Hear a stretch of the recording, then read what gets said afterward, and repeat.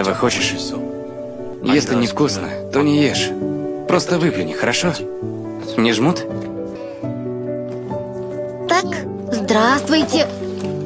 Милая, ей еще рано в школу. Давай дадим ее на следующий год. Божечки, не будешь же ты ее вечно дома держать, Квантик. А замуж как ее выдашь? Ты точно готова?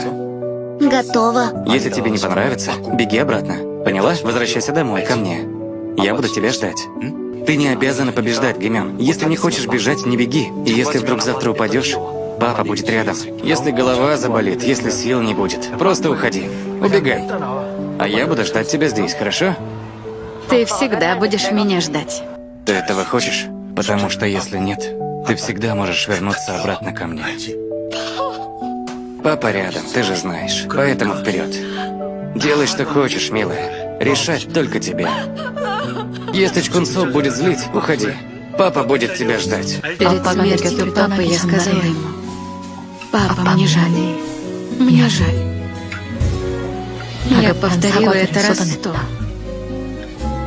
А папа сказал: «Не о чем жалеть. Когда ты родилась, я уже оказался в раю».